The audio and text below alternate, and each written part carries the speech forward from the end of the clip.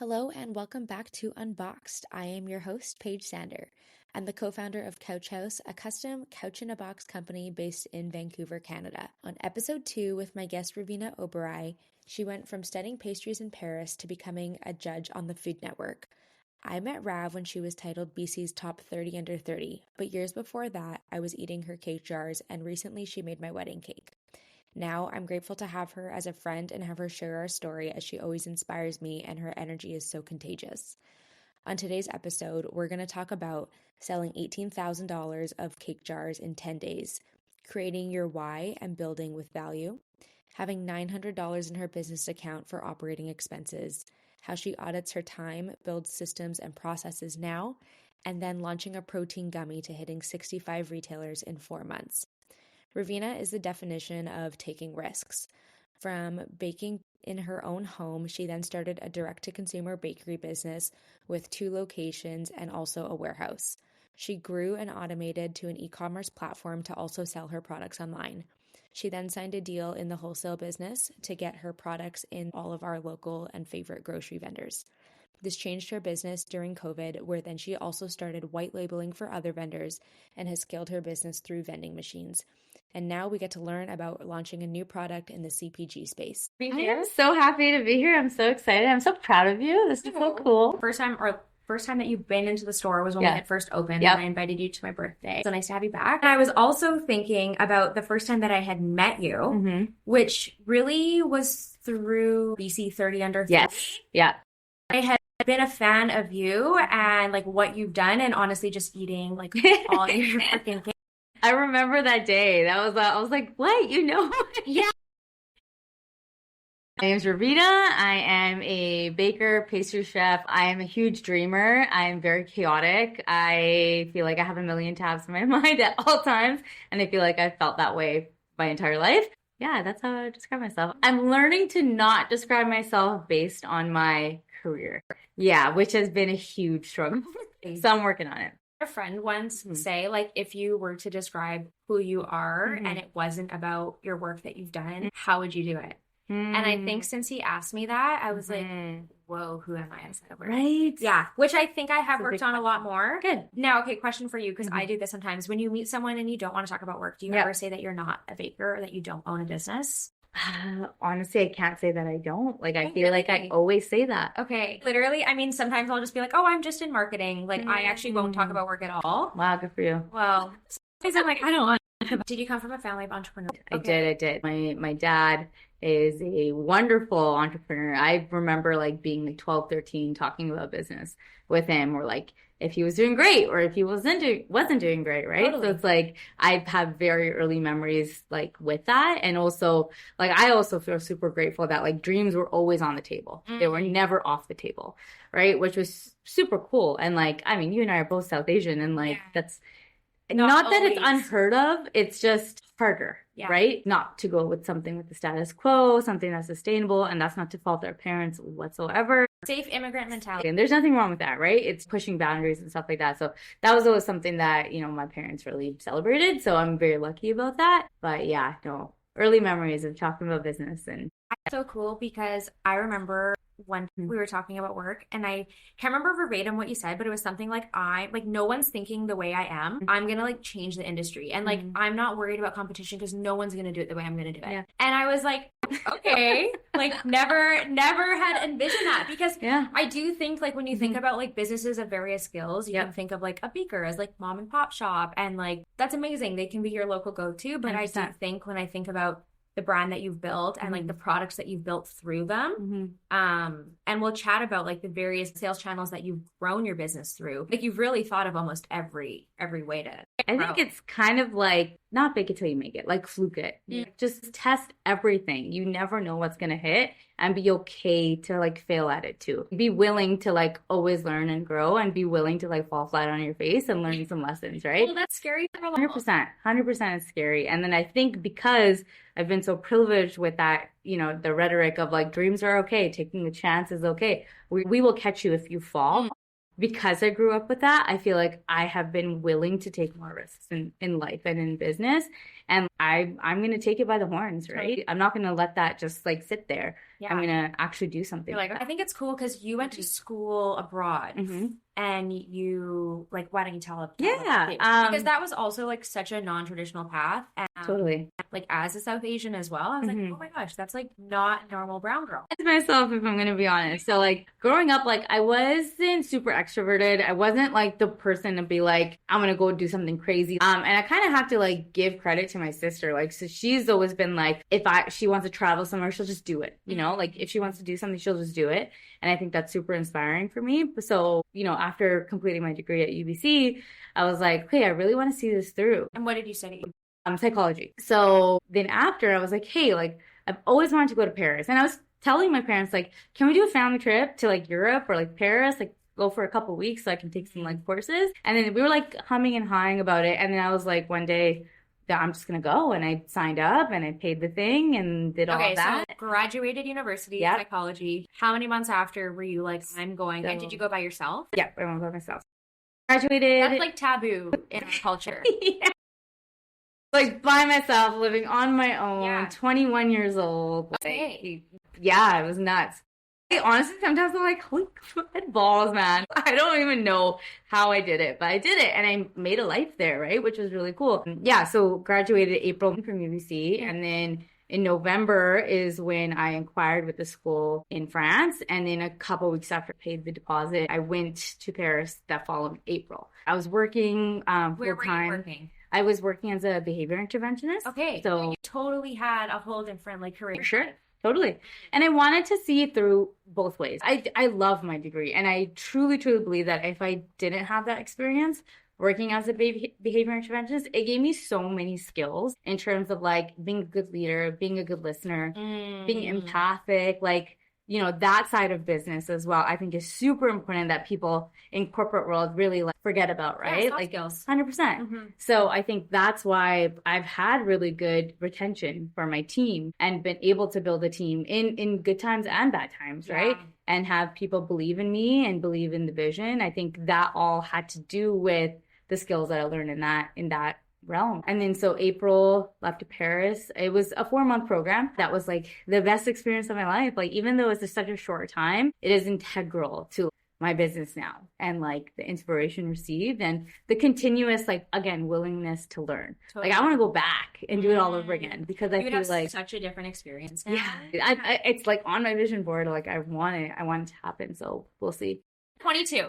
Okay, wow. There's so much to peel back on. Yeah. I think that being South Asian, I was like, whoa, when I met you, I felt like there was the culture there. And then there was also the, hey, I'm not scared to be who I am. Right, fair. And I think like potentially from like a cultural perspective, I do feel like sometimes with like the South Asian community, I feel like I have to fit a mold. And I think even when you introduce yourself in terms of like the things that you're into, you're like, people probably wouldn't know that about me. But then I think that started to morph a lot into like, okay, who I actually am doesn't fit that mold. And I'm not going to force myself to fit that mold. Yeah. This morning, I was literally thinking, what would my life have been like if I chose a more traditional life path, right? Totally. I would be so miserable. And even, I know you can relate to this. Sometimes in being an entrepreneur, you're like, I should have just done it. It would have been so much easier. Last year I quit 3 times. Literally. Verbally, I quit Harrison, I'm done. Totally. And then he was like, okay, she's serious this time. And then I was like, back at it. I just need to fix what's not working. It's not that I'm actually done. Yeah. That's a fair, valid point. I know in my heart of hearts that if I couldn't be doing anything else because like entrepreneurship does give you the fluidity of like doing a bunch of different kind of things and being okay to fail and take risks. And I think that's really cool. Okay, so actually, I have a question for you. Thinking, well, if nothing here works, I don't know what my fallback plan was. I moved out when I was 21. So right as soon as I graduated, 2 months later, I was out, which was also like super unconventional in that sense. So when I started that journey, I was like, okay, well, like this has to work. And I think when you're talking about it, like, did you feel like when you're like, I had something to fall back on, was that like I can go back home, financial support? Everyone's so different. And I don't think I've ever approached something honestly like if it's gonna fail, then like that's okay. I've always been like, this has to work. Yeah, I think I can relate to both sides of that. Like when I talk about like the support, it's more like mental and like emotional support. Like we're not gonna hate you if like this is gonna fail or if you decide to do something else. Like it's okay, right? Yeah. And like we got you. But like I also feel like I 100% relate to that, especially with like our warehouse buildup. Like I have to make this work. There is like 30 people counting on me to make this work, to put food on their table. So I think that drives me more than like having like like safety. Yeah, you know? Yeah, 100%. So I think like for me, it was more like, no, people like this is my why and I'm doing this because of this. And there's 30 people that wait for their paycheck every single 2 weeks that put food on the table, that can take their kid to the dentist. That like that shit matters to me. So I think that gives me that sense of like urgency and sense of like, I need to make this work no matter what. Okay. And then you talked about your why. And I know that like as founders, we always go through like a journey of like, what is your why? Figuring that out. And I think it's so different for so many people. Like some people are like, I want more time to spend with my family. Like, I don't want to be in traffic. Or like, I feel so passionate about this product. This is going to be a game changer. What was your process in finding what your why was? Yeah, for sure. I think over, you know, now it's been almost 8 years of having the brick and mortar, but 15 years of doing this. And just, I think that's insane also. Insane. That's half my life. I was going to say, like, that's half my life. Congrats. Thank you. But I think, I've thought a lot about this. I've like gone through like soul searching journals, like just like, you know, like why am I doing this? Like, why am I okay staying up till 4 a.m. working on this kid's first birthday cake, like, and feeling like it's like do or die? Like, why is that, right? So, and for me, it's because of like everything that we've been talking about. It's like, because there was no one that looked like us that was doing this when I was growing up. There was nobody. I mean, sure, there were a few people that I felt so out of reach. Totally. And then now I get the privilege and like the opportunity to do that. And I see it like every single day, Costco, and a dad will stop me like, because of you, my daughters are doing this. Because of you, because you did this, my kid has a confidence to do that. Like, thank you. It's like, no, like it makes a difference and representation matters so much, right? And now you see, you know, I'm just talking in specific of brown girls, but people that look like us, minorities that are on front and center like platforms, and they're able to actually make a change and actually change dialogue and rhetoric. And just like, I think that's so freaking cool. Totally. And we get a direct impact on that. Yeah. And that's all that matters. And like, I mean, I talked about this in my documentary, is like, there was a time where like, I didn't want to be alive. And then now I'm like actually directly impacting other people. And that's so cool. That's so fucking cool. Like that, like gives me goosebumps. Totally. Yeah. Do you want to talk about mental health? Sure. Wow. Yeah, that's a heavy one. I mean, like, I think, you know, going through just like feeling unworthy and people thinking you're weird and awkward. And maybe that wasn't even true on the outside, but like internally. I felt that way, right? And I felt like everyone hates me. And still, sometimes I have like glimpses about, should I do this? Are people going to think I'm weird? Or like just caring so much about that and putting so much weight to it and just internalizing it. Like, I must be weird. I must be the problem, right? And then just like at a very young age, I was like speaking down on myself. Everything I did. And I think back and I was like, why did you wear that shirt because of this? Or why did you do this because of this? Like, people think you're dumb. People think you're stupid. People think you're ugly. Like, there were so many insecurities. And like with baking, like I found my own identity there. Like, that's the place where I felt so at home and so at peace. And even still, like, even though there's parts of your job that you probably don't like, at the end of the day, when I feel so low, like I gravitate towards the kitchen. Yeah. It means more to me than just a job. And that's something that I never want to lose. And that's super clear to me. And I think that's like, wow, that literally saved my life. It's also part of your why, probably. Yeah. Yeah. First couple of years of what that was like, and then growing to now. But even when I watch you on Instagram, you're still going to Costco to pick up stuff, or you're still doing a delivery. And I battle with that as a business owner of, do I want to be doing these like day things? Like, should I be spending 2 hours driving to my workhouse to have this meeting? Yeah. You know? Or is it the thing of like, I'm only working on the business now, like I'm not working in it. And I feel like, I could be wrong in saying this, but I feel like you still have that where you go back and forth. Definitely. And that's something that I struggle with too. Like, is this It's worth my time. Exactly. And like, but I think I've learned that I still like to keep a pulse on the business. Like, I'm not making every single cake, obviously, but I have like Fridays and Saturdays as my day to be hands-on on cakes because it makes me happy. Because I want to be there. So you scheduled that time. 100%. Yeah, I don't need to. Yeah. Like, I have, an amazing 100 things I could be doing. I have an amazing team, but it makes me happy and it helps me be creative as well. And then now, just like on the R&D side of things, like I was actually pulled out of that like 2 years ago, especially with like Cloverdale and like our warehouse build out. Like I wasn't doing any R&D and it like killed me that I wasn't, right? And then now in the bakery, new recipes, new products, new whatever. And then for the past like couple weeks, I've been like doing our Valentine menu, and my team like, we haven't seen you this on it in so long. I was like, because this is what like fuels me. This. I love it, right? And like, why would I want to take that away from me? I think now I feel like I have somewhat of an idea of a sweet spot for me, and I thrive in that, right? Yeah. So I think that's been pretty cool to figure out. I think also like with people kind of starting their own business, it's really interesting. It's like, hey, like you could be just the baker and you could just be selling from your home. Yeah. And that's fantastic. Completely fine. And then it's also like, hey, you can be the baker, but you can also be the business owner. And I think that like those are really two entirely different jobs. So like when you had first started, like if you were to look back now, like what were the things that like you were like, oh, like that could have been done better, or like what did that starting place look like for you? So I guess like looking back, I think for the first 2 years, I really didn't have any systems in place. Like everything lived in my head. And so I think now that's been the biggest lesson is like, no, like it needs to live somewhere else other than your head, right? Because otherwise you will go crazy. So I think that has been a big learning curve is like systemization and just like making sure that, okay, if my goal is to scale this business, okay, how do I make that happen and reverse engineering that? I think before I was just kind of like, I was really emotional about things. About literally every single business decision. And I was also, this needs to live with me. But then if my why is to, representation and showcasing that like dreams can fuel so much, then like this is what the business needs to look like. And this is how we get there, reverse engineering wise, right? So systemizing your dream almost. Rav as a person, the business as its own entity. Understanding that your why is fueled by the business, but the business has this mission and vision that also has its own plan that doesn't have you doing every.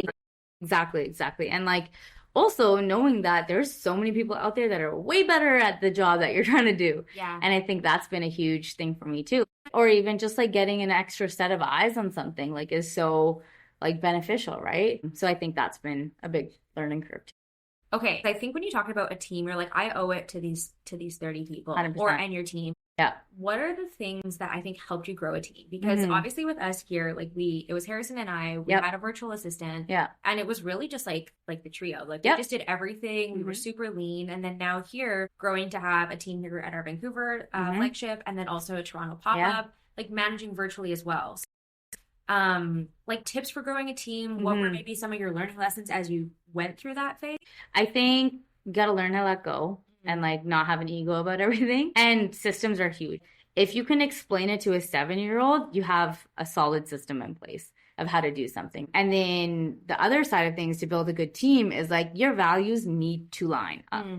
I definitely put values at the forefront versus skills. Skills can be taught, especially in baking and pastry. If you have enthusiasm for the craft, great. And if you align with my values, cool, you start tomorrow, And then I have some of my team, they've been there for 5 years, right? And they started, with an entry-level job. And then now they're R&D. They're truly moving the business in a creative direction, which is really, really cool. But I think it comes with trust and it comes with systems, but it also comes with aligning on values. And you will find out very quickly if someone doesn't align with your values, right? So hiring based on values versus skill set, I think has been a huge. And also just like in a hospitality, like wages, I mean, this is an industry notorious for underpaid, overworked, very long hours, very taxing jobs. And then they're not treated well, right? Like that's just been kind of the rhetoric for years and years. But like it showcases like how grueling this is, but like you do it because you love it, not because you want to make a ton of money. And it's like you're also notorious for a lot of turnover. And then I'm super proud of the fact that like we literally don't have that problem. Yeah, you've kept your team. We've kept my team, right? And then I think that has a lot to do with, fair wage. And even, as a business owner, there's going to be times that like maybe you're not able to give that raise because of other issues. But like having your team believe in the vision is so, so important too. And also doing things, for your team to kind of cultivate that culture. And I have messed up plenty of times with that. I've had to, I've messed up my culture and built it back up and messed it up again and built it back up. It's also just keeping like values at the forefront. What I want people to take away from it is like also like an action item. So if we're thinking of like a system for one, like what is a good way to build a system? Like what are you using an app? Like for myself, like we'll put everything on Notion. There's like an SOP for everything, a link, probably a Loom video on how to do what to do. So that's how we would create a system. A way that if you're like, hey, I need to hand this over to you, like you're doing R&D for Valentine's Day recipes. How do you hand that off to someone? Right. I think very similar to what you described is, all of our systems live on the drive, cloud-based, so it's always accessible. And then starting off with like, okay, a very specific title. So it's like an incredible customer service to leave your client, with a good day, like very specific title, right? Yeah. And then, then that's also like the desired result, right? So number one, you pick up the phone. And then you itemize everything, right? Pick up the phone. Number two, you're answering with this greeting or this greeting. Nice. Number three, like literally itemizing everything, right? Second thing was if you are hiring for values, how do you figure that out? Yeah. I have a full hiring process. For us, we'll of course do a job posting. 2, we'll ask for 30-second video answering 2 quick questions. Store manager will shortlist those candidates. They'll tell who we like. Then they'll fill out a survey or like a questionnaire that basically shares a little bit more about their personality, what they're looking for. That gets shortlisted, and then it goes to first interview with that team member, and then it goes to second interview with me. And we do like basically a skills project. So like I need to see how you are and performance essentially. That's amazing. That's amazing. We're very like people, and we're such a small team. Wow, that's incredible. So it's like I need it to be 100% tight. No, that's awesome. I'm not as like tight as that. It's also I made a lot of mistakes when I first hired. That's fair. So many mistakes. Yeah, it's fully fair. And I feel like I'm probably going to steal a couple pointers from that. But I think for me, so let's, for example, one of our values is integrity, right? What does integrity look like? Actually, like actionably, what does it look like in a bakery setting? Okay, this is a scenario. So, okay, let's say you are making cupcakes, right? And the cream cheese icing, you drop a little bit on the counter and it's there for a little bit. What are you going to do with that? So some people will be like, oh, I'll just put it back into the bin. Or so their logic is no wastage. Exactly. Well, no. So I would look for, no, that's now contaminated. Totally. You're going to throw it away. Yeah. Right? But they might think, my boss wants me to be like not wasteful, but that's not one of your values. No. Okay. So yeah, exactly. But like, I'm not going to knock anybody for like answering one way versus another. I just want to get a sense of like what they would do. And then obviously saying one thing is completely different than whatever. Being in a very hands-on, like production-based environment, we're usually inviting them for a test shift. Like once that first interview is like green-lighted we're doing a test shift and actually seeing if those values are in place, right? Totally. But then I would hope as a person interviewing that they would take a hint from like what we're kind of looking for and like actually act it out, right? And then I also like probation period, obviously, like within that 3 months, if I don't figure out if like they're a good fit value-wise or not, then that's my answer. I have to look at the population that's going to be applying for jobs like this. They're a lot more practical, a lot more hands-on. So I put more weight on that. They may not interview as well one-on-one. Exactly. But if they're your customer experience person, then that needs to be interesting. Okay, what are your values when you hire? So integrity is a big one for me. It's compassion for imperfection. Passion for imperfection. Okay. So being okay with making mistakes and trying again. Okay, cool. So I feel like a lot of pastry chefs, we're perfectionists and we beat ourselves up, but also beat our team up if something's not perfect. So it's like, I want you to be okay with failing and trying again and again. Cool. Like I want to cultivate an environment that you're actually able to like practice your passion because that's why you're here. Yeah. Excellence is another one. It's like excellent in everything that we do. And, you know, my motto for like my front of house is like, be that person's best friend for the 5 minutes that they're there. They're there to celebrate something. Totally. Something sweet. Yeah. Create sweet memories. That's our tagline Yeah. for everything that we do. Yeah, you're creating a sweet memory. I'm thinking about it. People come in here for like, you know, 20 to 45 minutes. And that interaction was always with me. And people would be like, oh my gosh, like, I feel like we could be friends. Like, you want to go get coffee after? Like, stuff like that. Like, and then I think also in here, it's like, yeah, like you, like, it's about the connection. Like, you're not just here in sales. You're not just asking, how are you doing today? For sure. There's much more of that relationship. Yeah.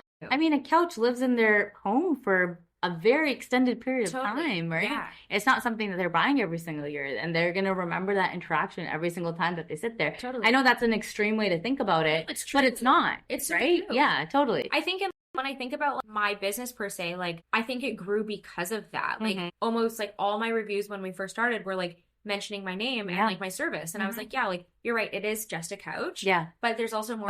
What's your experience you have with it too? Yeah.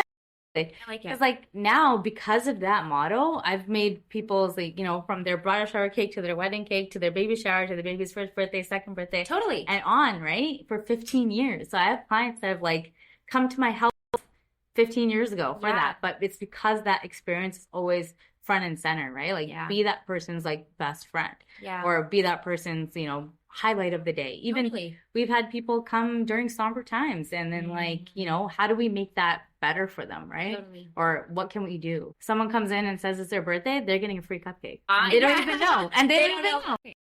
One of the things was really the transition or journey of growing your business because like I said, you've touched on so many different sales channels throughout, mainly starting with like direct to consumer, you selling a product directly to them. How did that grow? And maybe like, great question. What did you use? Like, were you just doing paper invoicing when you started?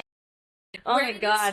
So like, obviously when I was doing it from home, it was emails back and forth and just, I would write, like hand write every order on a cue card. Yeah, totally. Every single Monday, I would go to the same Tim Hortons, Abbotsford, Mount Lehman, Wendy's, Tim Hortons joint one. Yeah. I would go there, sit for 4 hours and write out cue cards for every order. And they make production lists and like baking lists and all that kind of stuff. And I did that. Pen to paper. For everything. And then, so that was up until year one of my business. I was like, I hand drew couches. Yeah. I've never done any design experience in my wild. Yeah. Even when I opened up, that's how I was doing things. And your accountant must hate you. My husband. Yeah. And then after that, I started doing things on the drive. And I thought I was like, oh my God, I'm so organized. Yeah. A Google Word doc. Yeah. Okay. Totally. So I had like a table and I would put the date, the name, and like a picture of what they wanted. Yeah. And like the flavor and whatever. And then I would go every Monday at that Tim Hortons, I would go now with my laptop and I would make my production list and baking list manually all the time. So over time, obviously you get averages. In a week, we use, 100 kilos of sugar, 400 kilos of this. And figured out the part numbers and stuff like that. And then production list is like, okay, how many 6-inch chocolate cakes do I need to make? How many 8-inch of this do I need to make? And like, what do I need to make every single day, right? So, and then that was a learning curve too. So then after moving to the drive, I was like, okay, I can't do this every Monday. Then I got an admin assistant and that was life-changing for me. So she was doing emails and like the list and everything like that, taught her how to do that. That was when I figured out how to systemize things. So that was like kind of the first big project of like offloading some stuff. Yeah. And that helped a lot. Are you operating out of your home at this point? Do you have a store? Scott Road. So this is Scott Road. Team is growing. We're about like, I want to say 6 people now. Still doing everything Google Docs. Everything Google Docs. I have no software at this point other than our POS system. Actually, it wasn't even a POS system. It was like an old school cash register. Oh, brilliant. Like the chain open. Literally wild. Okay, so that was like up until year 3 we had. When you're saying production list and you're saying how many 6-inch and 8-inch cakes, that's because you had a storefront or selling. People would just open the door and just come pick something up. Exactly. Aside from just like a specialty orders. Yeah. So the production lists and stuff were separate from the in-store stuff. So then production lists for orders, and then we had a separate production list for like cupcakes and whatever, daily stuff, right? But that, again, very quickly averaged out. Like, so we figured out data-wise, how many cupcakes do we sell in a day? Is that just from like trial and error? Because I know like managing inventory no matter how small or how big, like you don't want product to go to waste. You don't want to pay storage fees. So you basically figured like 30 to 90 day run, you can figure out like, am I discarding stuff? Like, is stuff not selling, or what's selling quicker? Okay, so just the data on that you were for sure. And again, that's all manual. Like, okay, on Tuesday we're gonna make 12 of this type of pastry or whatever. And then at that time I was doing like 23 different items every single day. Pause. If you were doing 23 items at that time, do you have more or less SKUs now? Way less. Oh. So we have 3 top products that we focus on every single day. They're the cake jars, to-go cakes, and cupcakes. Okay. And then we have cookies and then 4 pastries. That is it. And that's helped so much to streamline things. And then before, we also used to do weekly menus. And then we transitioned to monthly menus. And then now we're quarterly menus. Yeah, because it's so much planning, right? And then also, if you're doing a weekly menu, you have ingredients on the shelf that you're only using for that week. Totally. It's so hard to gauge, especially if you don't have data for that particular pastry. Especially if you're writing everything on a cue. Yeah, exactly. And then so then now it's kind of morphed into like longer runs, and we found actually better sales turnover for that because people take time. It'd be like, oh, hey, they have this on the menu. Let's go check it out for our next like date night. So learning from that, and that's kind of been a really big shift. And then now we're seeing that like people like the same things, and then just a little bit of change helps keep like the momentum going. So that kind of is working for us. Notice a similar thing. Before, we used to run sales for 2 to 3 days, like just on the weekend, right? 3-day long weekend. Now, over our Black Friday, Cyber Monday that just happened, we did early access that ran for 2 weeks, and it's a huge decision. I mean, we're talking about like a $5,000 couch. So it's like, hey, early access, have your time to think about it. Right. You've been in your cart, you've abandoned your cart. Yeah, you're coming back. So yeah. Time and planning of like a quarterly menu makes way more sense. Yeah, easier for you, your team. Like, I mean, our product is like very low barrier, right? Like it's an $8 pastry, but then that's also, it's still a special moment and all this kind of stuff, and just like the feeling. Sitting on the couch, having like a cup of tea. This is my like ideal night. And then like the best like rich like chocolate cake or like a good cookie. Yeah, Harrison's like, I've never seen anyone take this so seriously. I need to take my bra off. I kind of want to make a reel about this because I think people relate the experience of just like sinking into your couch with a cake jar. I'm actually like not joking. Did we not pitch to Sam Parr on the same day? And it was Ryan Holmes that said that, and he was like, I would love to like sit on the couch. Okay, but we were talking about like going from like Google Docs to back and forth for emails was like 17 emails. Wow. Just to figure out like what size they wanted, what flavor they wanted, and all this kind of stuff. And I was like a jot form of any stage? No. Okay. I was literally, it was all organic. Like, trust me, I was learning as I went. Okay. Yeah. And we would get back to people within like 24 hours. And then during COVID, changed everything for me because I was stuck at home. So COVID started March 2020, November 2020, after like we pivoted with the jars and all that kind of stuff. Oh, so jars was a pivot. It was a pivot. Yeah. Okay. We had jars since inception, but like we were doing like maybe a couple hundred like a month or something, nothing crazy. And then end of 2019 is when we got the Fresh Street deal. Yeah. And then early. How did you even get that? Oh my God. It was like chance. It was insane. Like that was one of those moments where I'm like, this is like one of the moments that changed my life and changed how I think about my business. So basically the bakery head knew our main supplier rep.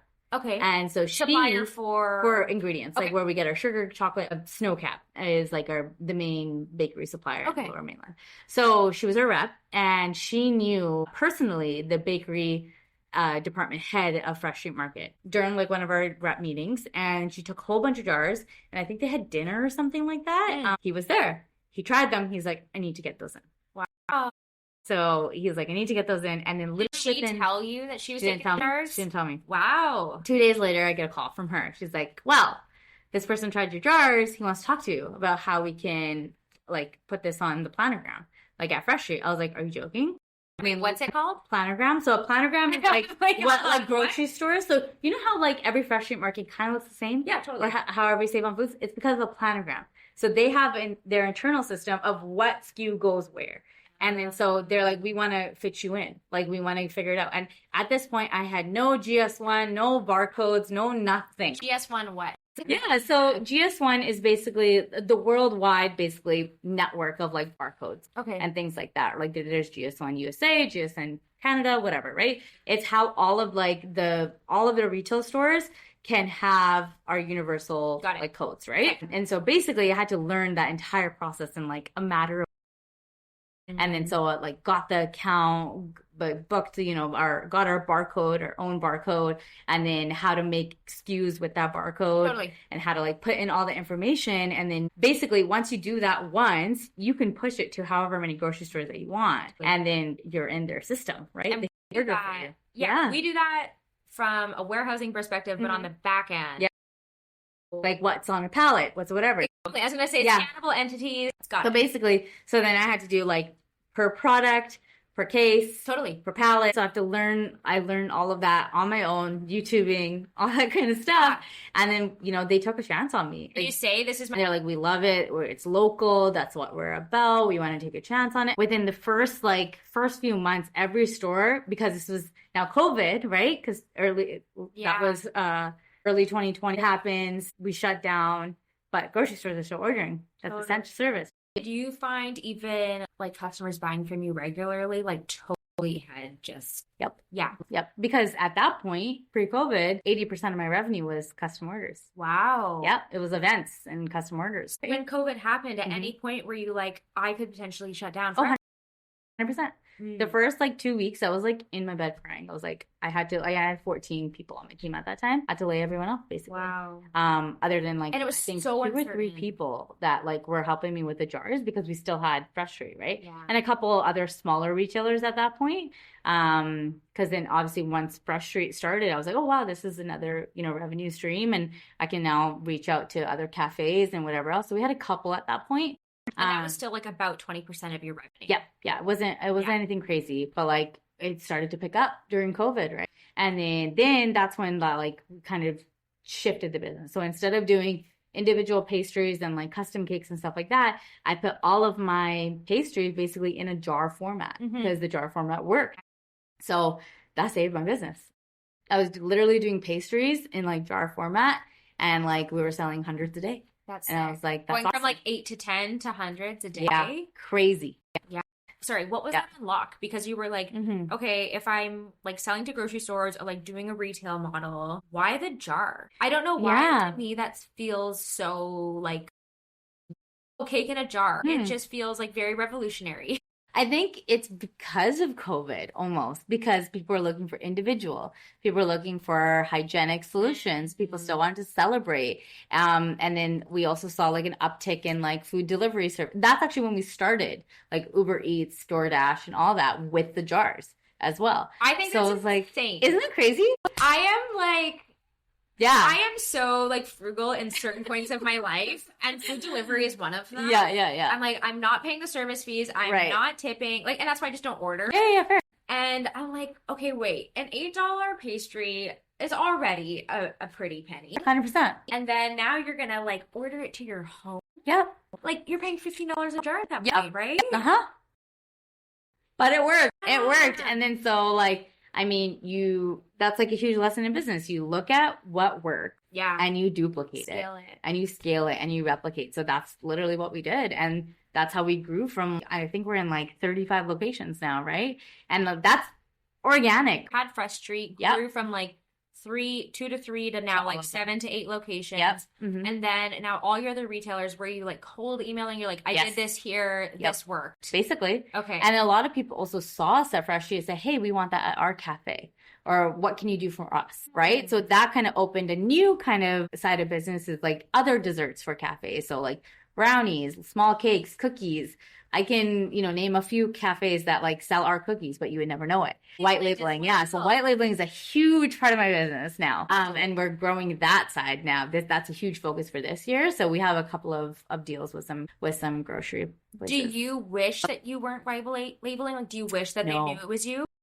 Okay. I'm so happy. Do you use the same recipe when you white label, or is it just for them? Nope. Same recipe. Wow. Same recipe. Okay, did they charge more or less? Charge more. You charge them more. charge them more Wow. to get my label off of it. Oh, that's so smart. Yeah. Here I was thinking that it would be like you would be charging them less because there's no name to it. Oh, because I am giving up my name. That's I'm giving up my branding for them, right? So, and then I'm taking care of their packaging, taking care of their barcodes, taking care of all of that. They don't have to do anything. All they have to do is buy from me. just do the order. Yeah. And you have an automatic, profit margin there for something that will sell. Okay. Profit margin, do you do Keystone in bakeries? Like what? Like in terms of, I mean, I you have like double it once and then double it again? Because that would have been a learning curve as well when you basically had sold your own jars to now selling to someone else. Totally. So like, I mean, for wholesale profit margin, I have a number in mind that I want to hit, or a range in mind that I want to hit for all wholesale products. Yeah. And then another number in mind for my retail products. Okay. So yeah, definitely. Okay. And then that's also standardizing across our industry, right? Is like, what can I expect from that? And I always try to push it. It's like, I don't want to, like, you know how when people make the argument, like, oh, there's seasonality in business. I'm like, no, I don't think so. Like, I just don't think you're doing business right. Like, you can always find a sale. And I think that's a lot with like Alex Hormozzi's kind of rhetoric. I was listening to this podcast yesterday. Layla I was listening to one of their podcasts, and Layla basically said, like, one of her sales team members was saying, oh, like things are slow right now, or like, I don't know, it hasn't picked up a lot. And she's like, I just like refuse to accept that as a response as to why something's not working. And I think for me, like, honestly, like that would be the story that I would kind of tell myself a little bit as well. Like, oh, like it's a Monday, like people are going back to work. Right. It's weekend. Yeah. Like just various things like that. Or like it's the beginning of the month. People like just pay their bills. They may not be buying something so big right now. Right. But then I'm like, no, if I keep telling myself that, then it's true. Yeah, and now it's like Monday, Tuesday, Wednesday, Thursday. Like people are still buying all the time. For sure. Yeah. So it's just like, how do you work around that? It's like, that may be true to a certain extent, but there's something else that you can do. Work into that bias. Exactly. Yeah. So when people ask me, like, I mean, I talk to other bakery owners all the time, like they'll be like, oh, January's slow. Oh, August is slow. Everyone's on summer vacation. I was like, well, then with that argument, you're going to think the entire year is slow. Like, I refuse to believe that. I don't subscribe to a statistic because I don't want to be a statistic. Totally. So that's basically what seasonality is. It's a statistic, right? Yeah. Oh, yeah. So I think that's... Well, and also, like, I had, like, a quick chat with my lawyer, and I don't know why, like, and I, like, was like, I don't want to believe this anymore. I need to change my thought process around it. And then, obviously, with couches... He was like, well, what about patio? Like, that's going to, like, bump you up in the summer. When by data, it is slower in the summer compared to Q4. Yeah. Why is it slower? Why are we believing this narrative? Right. What if we created a new one? There you go. Yeah. Okay, brilliant. There's always something to celebrate. Totally. Celebrate your Monday. Celebrate getting through the week. You can always change that narrative for sure. I always have a dessert in my fridge at all times. Dessert is one of the 4 meals of the day. So we went from direct to consumer to then pivot in COVID to retail. So 80% of your revenue was consumer model to then 20% was retail. Yeah. Has that number changed over time? Oh, definitely. Now it's kind of like flipped. Okay. Yeah, it's definitely flipped. Like 60-40. 60-40. Okay. But we've systemized the process. So now, I mean, like COVID definitely helped because in November of 2020, I got sick with COVID. I was in bed for 2 weeks, right? So that was like, okay, we're changing everything to Shopify. Like, I was like, I can't sit here and just be in bed. You weren't on Shopify before that point. Nope. I was literally just had a very simple, I think it was like just a very simple website, a few pictures there, a few testimonials, a contact form. That was it. And then I switched over, I remember November 2nd. First new sales on a new POS. So on November 2nd, we switched the domain over to Shopify. I was able to like systemize our designs. Like you pick this design, you can pick the color, the size. Just now you're saving your 17-page email. Exactly. 5 clicks. Yeah, literally. Yeah. So how can you make the consumer experience so easy? How can you reduce the number of clicks? And then so I was like playing with it for so long. And then I think we started off with like 18 products, 18 of our most popular cakes on our catalog, and did a drop down for all of them. And I taught myself how to do all of that. A little bit of like liquid coating and all that kind of stuff. And I did that while I was sick with COVID. And that was classic entrepreneur, like dude, no day of rest. It was the best thing I ever did because in the first month of me being on Shopify, I did $18,000 in sales just from that website. No emails, no nothing. That was literally through just customers clicking. Yeah. And I was like, that's sick. What was it before that? Before that, I feel like just the revenue kind of went from me doing so much work to get that 18,000 to me doing no work to get it definitely started to go upward, right? Totally. So now we do an average of like $55,000 to $60,000 just like passively. Yeah. Like I don't have to do anything. Totally. And then now I have automations that like once the order comes in, if we need to make any manual changes, like for example, if someone comes in the store and does it, just on the back end, make sure whatever locations are assigned and stuff. And then so now the automation is Shopify order hits 15-minute time delay, and then it goes straight to a production menu. And then straight to, so all my assistant needs to do once a week is just sift through, see if there's any typos. Make sure all the mapping's done. Make sure that is so from going to queue cards to like fully automated is pretty amazing. Pretty amazing. Yeah, I'm just like, have you read the book Buy Back Your Time by Dan Martell? No. Okay, 10 for 10 recommend. Okay. I feel like you've already implemented a lot of the things would be in that book, but it honestly was the best book of my year last year. And Harrison and I read it together when we were on our honeymoon, and like we both just like got on the same page of like literally exactly what you're talking about. And like, I'm not gonna like handwrite this out anymore. This is my like 30 hours a week that takes up to do something. I'm gonna automate this process, 5 clicks, and then it's gonna get routed, and I'm gonna have my assistant. Perfect. At once a week. Yeah. I look at it once a week just to overview. It takes me 20 minutes. And that's like, that's literally the epitome of it. You go back, I'm using 30 hours as a hypothetical, but like 30 hours to 20 minutes.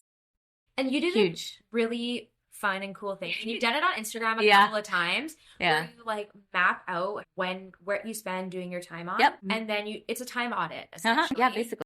Can you explain that? Because I just think such an awesome tool. And totally. Sometimes I'll watch your story and be like, oh, Rap did a time audit. Like, fuck, I should do one too. Totally. Or like, Harrison, you need to audit your time because you're in the weeds.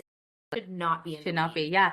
And every single time I do it, I try to do it at least once a quarter. Yeah. And every single time I do it, I'm like, why the hell am I doing this? And it kind of just brings you back to like the purpose, the vision, right? So basically it can be super simple, Excel sheet, whatever. And I go by weekly. What's the task you're doing? How many hours a week do you spend on it? Can somebody else do this for you? And then the next one, if you answer, no, I have to do this, give yourself a reason why. And if your reason why is bullshit, and you'll know if it's no one else can do it like me. Yeah, exactly. Like, no, there has to be an actual reason why. Then you have your answer. This is something you can delegate. And you can look at the hour column and be like, oh, wow, look at all the stuff that I can delegate. I just gave myself back 12 hours in a week. Insane. Yeah, insane. I just did that with like the deliveries back and forth to the warehouse. I didn't convince myself I have to do the deliveries. My team is too, like their time is too valuable. And then I was like, what about my time? I could spend, I was basically on the road for like 4 to 5 hours a day. Well, when you'll post on your Instagram and you're like picking up sugar from Costco, I get it. There was a sugar shortage. You like had to find what was available. I get that. You're solving the problem. Yeah. But in my head, I'm sometimes like, why is she deliveries? Like, and part of me is like, she probably just loves it. And that's like what fuels her. Right. But when I think about it, of like, we talked about it when you first came in, of like, how often do you come to the store? Yeah. I live 45 minutes to sometimes an hour and 15, depending on traffic from here. So like, buy back my time. Why am I spending 2.5 hours in traffic? That's 2.5 hours to be productive, be with my dogs, go for a walk, go to the gym, work on just like a concentrated task. Right. And I know. Compound that 5 days a week. That's like, it's a lot of hours. 10 to 14 hours. It's a lot of hours. It's a full day. For sure. And I think I kind of just get in my head. I was like, I have to do these things. And then like, my husband's great at this. Like, why do you feel like you have to do these things? Like, you don't, right? Like, you are good at this. Focus on that, right? And then so that's been a big thing is like, now I'm offloading all these deliveries and I'm like, oh, damn, I didn't even need to come to work today. They didn't even need me, right? And then I'm like, oh, okay, I can have work from home day. Totally. And then I've had a couple of those now. And then like, I'm trying to set my schedule. Like, okay, Tuesday is my day that I run errands for the entire week. And then probably I can take off Wednesday, Thursday. Yeah. And then Friday, Saturday, I'm in the kitchen. And you like to be in the kitchen, right? So that's really cool that like, I'm very close to getting there, which is super, super awesome. So yeah, I think it's just been enlightening. Yeah. That, like, I'm like, okay, I can go meet with grocery stores that want my product. I can actually have these like really meaningful conversations that are gonna, 100%. So then that's basically what we're doing. And I feel like the entire team is on the same page. like with that, and they have been of like, Rav, we don't want to see you every day. Totally. But then I felt like I had to be there every day, you know? Showing up. Exactly. Like, even like a day like today, we hosted an event in the store, which like to me is like very like fun and easy. And like even doing a podcast, it's like fun, easy, comes naturally. Right. And I'm like it doesn't feel like the hard work that I used to do. Yeah. But that's okay because like that's not the same type of energy my business needs, because now I've hired someone to do that, and they do a great job. Exactly. Right? I know. And it's so hard to let go as a founder too. It's like, no, I need to be in the trenches. Like, why? Why? You've been in the trenches. Like, it's okay. You've built, you know, your systems. And if something fails, you're going to be there to fix it. And that's okay too, right? Yeah. So, no, that's been definitely very, very cool. Now I'm bringing it back. Shopify, growth. Yeah. And then recently I've been seeing that you also like work with like restaurants to formulate for them too. Yeah. Because that's very different than working with like a grocery store that you set product for. So like where does that like it just continues to grow? Totally. Your and sales channels. I think it's because we're it's open to new opportunities, testing it out and see if it works for us. Because we're not going to know, right? Like, for example, like we collaborated with a huge catering company 2 years ago, and they offloaded maybe 20% of their weddings and their pastry, you know, to us in 2022, I believe it was. And 2023, a little bit more. 2024, we basically did all of their weddings. Now, 2025, we're doing a menu, like a joint menu of where it's all Just Cakes products underneath their catering company. Oh, cool. Branded or like, white labeled? It's kind of like a little bit of both. Like they'll put in their menu, like it's by us, but then it's delivered through them and plated through them and all that kind of stuff, right? Because that's like high-end wedding catering or whatever. But it's like I wouldn't have, if I had said no to that opportunity because I wasn't doing it at that time or open to it, like or it was low ticket. No, exactly. Like, hey, can you make me 12 tarts? 12 tarts is like $30. It's like, okay, but that one order has now resulted in like now they spend, you know, an upwards of like almost 6 figures a year with us with all their events. Totally. So then similarly, like that happened, and it's like it's slow growth, right? But then now because of that, I have like 3 other catering companies that want to do the same thing. I'm like, why wouldn't I do that? So it's just again like being open to it, and like if it works out, that's great. It's not gonna stress us out.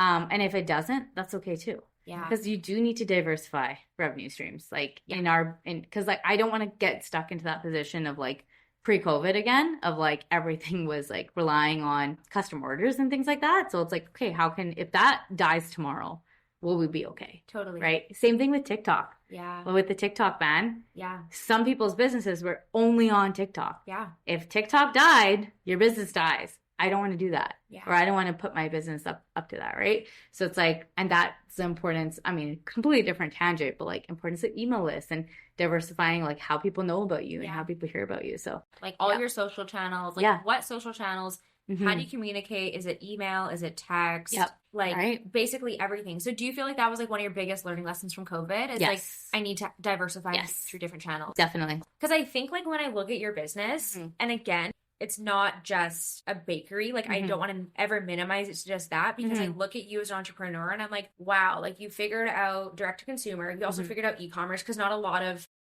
bakeries are on at least not as systemized. Totally. You know?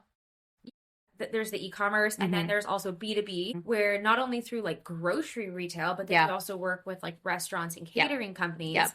And then also like the vending machines.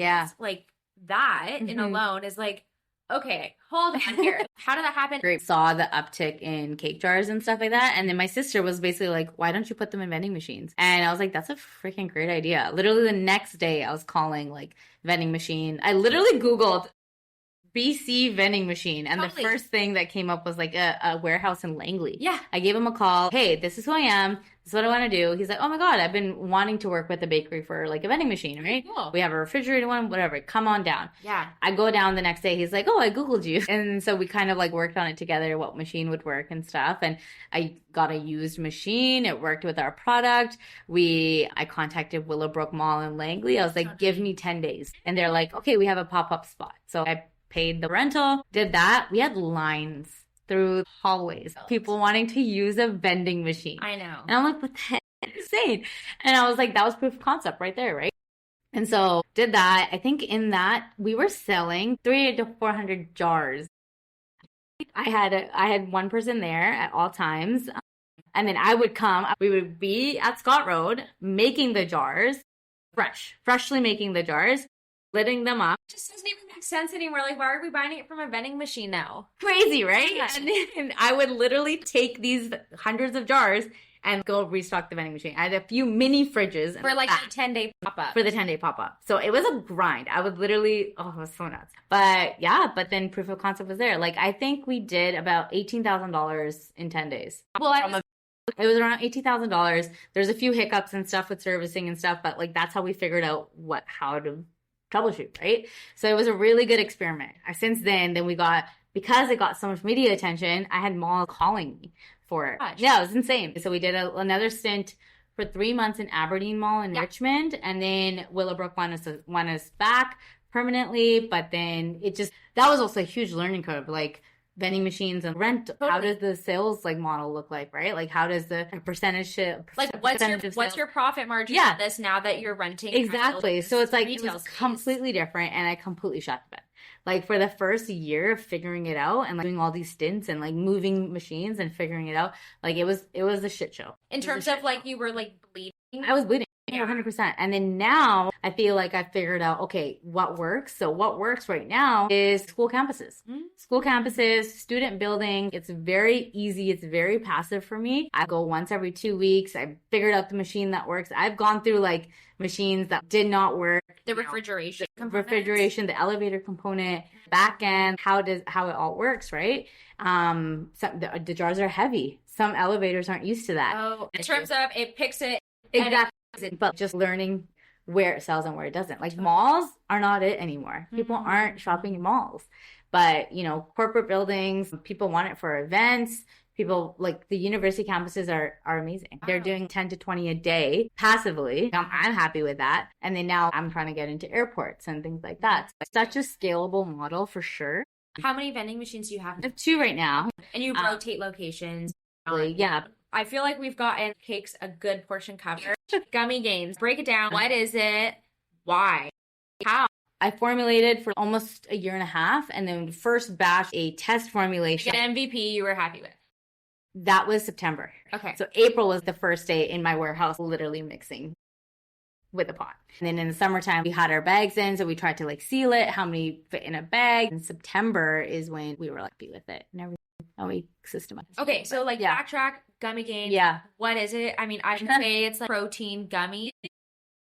I think it's so interesting how you go from baked goods, which really aren't about high protein. Totally. And then you go to something that's more of a wellness product. For sure. But CPG. Totally. So I think, my partner's amazing, Ben and Mark. So Ben is a trainer. Mark is a serial entrepreneur. He's amazing too. And they were training together. And then Mark kind of brought up, dude, I don't get enough protein in my diet. I hate eating chicken all day. Okay. And then so he was like, there must be a gummy, right? And Ben started doing research. There is nothing. So then they kind of had this light bulb moment.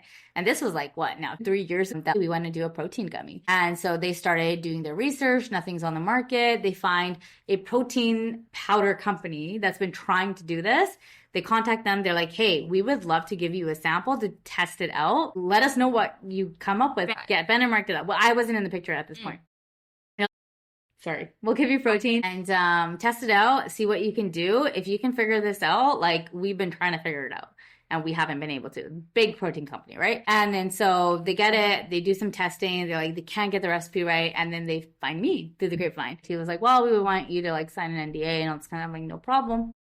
He's like, this is what we're trying to formulate. I was like, I can look at it. I was like, my background's not in confectionery, but I feel like I could figure it out, right? Give me a shot. You're like, okay. So I got all the stuff, got the protein powder, and all that kind of stuff, and I started playing around with it. And I think for 2 days, I was obsessed with playing around with it. I think I made I don't know, something crazy, so many batches, small batches. But then I presented it to them. What's the hard part? Because I know you and I already talked about this. What is the hard part about making this? So the candy part's easy. The protein part's very hard. There hasn't been a protein gummy before because of how difficult it is to bind with the sugar and be a good viscosity for scale. You can easily make protein gummies out. Yeah. Easy, with Jello or whatever. That's what I was thinking. I was what if we just put a little protein powder in a Jello? Why does that not work? Totally works. but not to scale. That's the problem. With machinery, like as a CPG product that like looks and Yep. tastes good. Both. Yeah. Both, right? So all like candy, machinery, depositors and everything are formulated for like a very, very, very liquid, viscous candy formulation, right? And then you can get there with using like crazy sugar alcohols and things like that, but that's not what we were trying to do. We were still trying to do a candy that had protein. Like we want to use sugar. It's fine that it has sugar. And you're okay with, like, we're not trying to do a low sugar product. We're just trying to do a high protein product. Exactly. Yeah. We're trying to make a better for you candy that has like the ability to scale out into other high protein products down the line. And then so I present them my first couple batches. They're like, we love it. And then they do some thinking. They're like, would you want to be third partner? And I'm like, yes. Like I had a really good feeling about it. Went through all of that. And then, you know, we started really working on the recipe. It's like, yes, it's good, but is it good for scaling? Right. And then so at this point, we invested in a depositor that would be for scaling. What the heck is a depositor? A depositor, sorry. So a depositor is basically like, it has like a huge chamber and you put your whatever mixture in there and then it deposits, like it has pistons, and then you put a mold and then it'll exactly like fill in the cavity. So you bought this. How much does something like this cost? Like 10,000, 15, Yeah. 20? Yeah. Okay. It's expensive. Yeah. It's expensive to take a chance on something, right? And it's like, it's not custom built, but like it's pretty like, so then we get that and then we start working the formulation, the recipe. So working with the depositor, and then so we make the batch and it doesn't go through the depositor. We probably went through 8 to 10 batches that it did not even go through the depositor. What do you mean it didn't go through? Because it's too thick of a mixture. Okay. So that was the problem. Okay. This is why people aren't making protein candy, is because it's so thick with the protein, right? And then to be able to get a substantial amount of protein and still have it taste good, like that was the goal. And then so that started the process of every single Sunday we would get together at the warehouse and how much more can we push this? Let's decrease the protein by half. Okay, that worked through the depositor. Okay, let's up it by 2 grams, up it by 2, you know, until we got to a point where that's the farthest we can push it. And then also being mindful of sugar and being mindful of like artificial colors and all that kind of stuff. 9 months of formulation and also making no money during that time and trying to figure out, is this product even going to launch? Yeah. Like, I've spent thousands of dollars on a product. Yep. And also your packaging looks amazing. Thank you. Like also like who's designing that? How much did that cost? Was that done in-house? Yeah. Okay, now how do you figure out your packaging? That runway of just the barcodes, all of that, everything like had to be like, if we want to like really hit the ground running, we need everything like to a T done. So let's call it 4 months, 65 retailers. Those are like crazy numbers. Insane. Really, like you placed yourself everywhere. We did. And like kudos to the team. Like I'm more focused on like distro and grocery and all that because I know that space a little bit. I'm like Ben, he's awesome with like all of our other retailers, like coffee shops. That's all him. Yeah. And then like Marcus. You were next to Smart Sweets. It's amazing. Yeah. It's like the goal. And the branding, it's so clean. Thank you. For like just launching. Yeah. You know what I mean? And then, you know when you look back at like your first product sometimes? Yeah, you're like, what was that logo? Like went to the I was like, this is so like 2025 branding, like so that's clean. awesome. It hit like the demo of people wanting that better for you product. For sure. Like once we hit the formulation and like we were getting like very little wastage from our product, okay, let's get a separate warehouse for this because this is going to be big. So we signed a lease for a second warehouse, and at that time I was also in the gutter of figuring out my warehouse. Yeah, and now we're like at the brim. It's wild. It's crazy. It's so nuts. Like I have never seen something. Like, do you have a full production setup? We have full production now. So we invested in mixers and all that kind of stuff. I got to give it to Mark. He really figured out the line, and that's where he really excels and everything like that. Now we can just focus on selling. The momentum has been nuts, and just like I think all of us kind of like bring different skills to it. Well, you have co-founders now too. Totally, which is so good. Yeah. So good. When you align, someone to talk to, like, when you align with your partners is insane. What you can do in such a short amount of time. Extra hands, extra brain. Totally. I'm learning about CPG a lot more, right? Like I wouldn't consider Just Cakes to be CPG because yes and no, because it's a refrigerated product, which is such a hard market and it's very localized. Whereas this has I can go national. So it's a really different way of thinking, and how distributors stores look at it is very different too. What? It's shelf life and turnover. So how we got in so quickly is, I mean, I pulled some strings with like my distros for just cakes. I was like, look at this product. What do you think? And then they took a chance and they're like, hey, every single Georgia Main food group store will take a chance on it. I was like, that is amazing. And I mean, that was the jump start of it. So basically what we did is we gave out 100% free product to all these stores. I will give you a free case of each SKU, put it on your shelves. And they did. Once I had their commitment, they went to their distributor and their distributor signed us on because of their commitment. And now, because they've seen that turnover at that one store, they're now pushing it to all of their stores. So now we're learning how do we grow this? Like, and a lot of it has to do with like community building, like demos, sampling, so much free product. Yeah. And then just building it out and having people believe in it, right? I think it just goes to show how much you try so many different things. I just think it's so commendable. A lot of times in our business that feels scary. You're like, I don't know. Or we've been toying with, we know we need to launch accessory products for our couch, but when's the right time? That's the thing. Just do it. Just do it. Yeah. We're fucking doing it. 100%. I love that. I love that. And you got it. Like it's staring you at the face for a reason. So now that you've talked about all the things that have gone really Crazy. well, Yeah. I need to know, Man. what is one or two of the things that you look back on where you're like, this could have fucked me, Oh or my it God. didn't. Yeah, right. I mean, I feel like I get fucked like holy. But it's perseverance, right? I mean, I'm not going to be super fluffy with it, but one instance that is seared in my mind, it was off the holiday season. We had a pretty bad December. And I remember first week of January, I'm sitting alone and I have $900 in my account and payroll goes out on Friday for $12,000. How the hell am I going to do this? No lines of credits, no nothing. I had to figure it out. You didn't have any line of credit? Nope. We're just running. Okay. Fully self-funded. Yeah. As revenue comes in, I'm paying things off. Like and profitable whatever. business, basically running bootstrapped. Totally. No debt. Okay. Yeah. And do you mind me like what year in your business? This was year 2. And I was really, really frugal. I was really lean. And then I had a really good first year. Then I opened up Scott Road. So that was 2017. We were still growing, but then obviously with growth, more expenses. December comes around. We had a really shit December. I wasn't expecting it. I was expecting holiday season, Christmas. Things are going to be busy. Things are going to be great. But first week of January, I had all these bills to pay. Rent goes out and you have to pay payroll. And then so I'm looking at it. How does this happen?